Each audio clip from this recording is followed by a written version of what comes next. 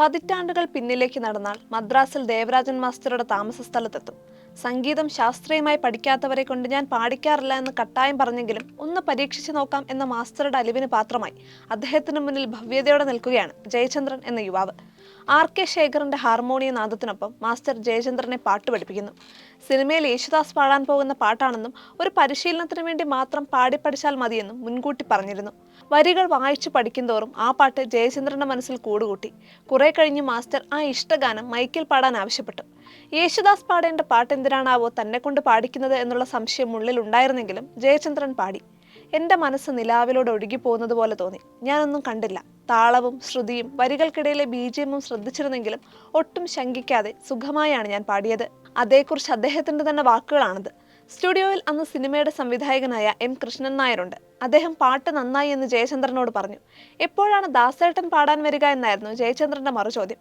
എന്ത് പാടാനെന്നായി കൃഷ്ണൻ നായർ. അല്ല, ഈ പാട്ട് അദ്ദേഹമല്ലേ പാടുന്നതെന്ന് ജയചന്ദ്രന് വീണ്ടും സംശയം.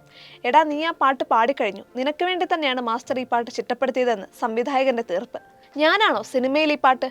വിശ്വാസം വരാതെ ജയചന്ദ്രൻ ചോദിച്ചു. അങ്ങനെ ഒറിജിനൽ പാടുകയാണെന്നറിയാതെ ജയചന്ദ്രൻ ആലപിച്ച ആ ഗാനമാണ് മഞ്ഞലയിൽ മുങ്ങിത്തോർത്തി.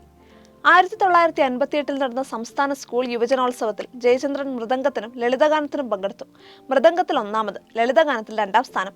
1ാമതെത്തിയത് മറ്റാരുമല്ല, യേശുദാസ്. ആദ്യ യുവജനോത്സവത്തിൽ ക്ലാസിക്കൽ മ്യൂസിക്കിൽ 1ാം സ്ഥാനം നേടിയ യേശുദാസിന് വേണ്ടി മൃദംഗത്തിൽ 1ാമതെത്തിയ ജയചന്ദ്രൻ മൃദംഗം വായിച്ചു. യേശുദാസിന്റെ കാലത്തായതുകൊണ്ട് 2ാമനായി തോന്നിയിട്ടുണ്ടോ എന്നൊരു അഭിമുഖക്കാരൻ ചോദിച്ചപ്പോൾ 2ാമതോ 3ാമതോ ആയിക്കോട്ടെ, ഒരു സ്ഥാനവും ഇല്ലെങ്കിലും എനിക്ക് കുഴപ്പമില്ല എന്നായിരുന്നു ജയചന്ദ്രന്റെ മറുപടി. പാട്ടുകൾ ജനം ഇഷ്ടപ്പെടുന്നുണ്ടല്ലോ എന്ന സന്തോഷം എക്കാലവും മനസ്സിലുണ്ടായിരുന്നു. എക്കാലത്തും യേശുദാസിനൊപ്പമോ അതിലപ്പുറമോ ജയചന്ദ്രനെയും നാം ഹൃദയത്തോടണച്ചു. നല്ലത് കണ്ടാലും കേട്ടാലും തുറന്നു പറയും. ഇഷ്ടമില്ലാത്തത് കണ്ടാൽ അതും പറയും. പെട്ടെന്ന് ദേഷ്യം വരുന്ന സ്വഭാവം.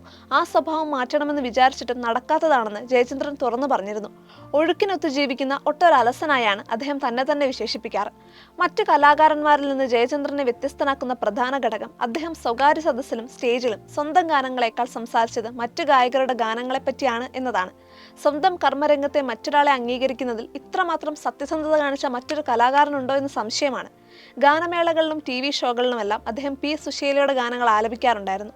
ഏതാനും വർഷം മുൻപ് കൊച്ചിയിലൊരു ടെലിവിഷൻ പരിപാടിക്കിടെ അദ്ദേഹം സ്റ്റേജിൽ വെച്ച് P. സുശീലയുടെ മുന്നിൽ സാഷ്ടാംഗം പ്രണമിച്ചത് പിറ്റേന്ന് പത്രങ്ങളുടെ 1ാം പേജ് ചിത്രമായിരുന്നു. അതുപോലെ തന്നെ സവിശേഷ ശ്രദ്ധയാകർഷിച്ച മറ്റൊരു ചിത്രമായിരുന്നു M.K. അർജുനന്റെ വീട്ടിലെത്തി അദ്ദേഹത്തിന്റെ കസേരയുടെ ചുവട്ടിൽ കുത്തിയിരുന്നതും. ബുദ്ധിയിൽ നിന്നല്ല, ഹൃദയത്തിൽ നിന്നാണ് അദ്ദേഹം പാടിയതും പറഞ്ഞതും. അതുകൊണ്ട് തന്നെ അത് ഹൃദയങ്ങളെ സ്പർശിച്ചു. തമിഴ്, തെലുങ്ക്, ഹിന്ദി എന്നീ ഭാഷകളിലും അദ്ദേഹം പാടുകയും ആസ്വാദകരെ നേടുകയും ചെയ്തു. കണ്ണത്തിൽ മുത്തമിട്ടാൽ എന്ന ചിത്രത്തിൽ വൈരമുത്ത് രുചിച്ച് A.R. റഹ്മാൻ സംഗീതം നൽകിയ ചിന്മയ്ക്കൊപ്പം P. ജയചന്ദ്രൻ പാടിയ ഒരു ദൈവം തന്ന പൂവേ എന്ന ഗാനം ക്ലാസിക്കായി മാറി. ചലച്ചിത്ര ഗാനങ്ങൾക്കൊപ്പം ഭക്തിഗാനങ്ങളും ലളിതഗാനങ്ങളും ഒക്കെയായി 15,000 പാട്ടുകൾ. ഇനിയും കുറച്ച് പാട്ടുകൾ പാടണം. ഇനിയും ഒരുപാട് പാട്ടുകൾ കേൾക്കണം. തന്റെ ആത്മകഥയായ ഏകാന്ത പഥികൻ അവസാനിപ്പിക്കുമ്പോൾ അദ്ദേഹം ആഗ്രഹിച്ചത് ഇത്രമാത്രം.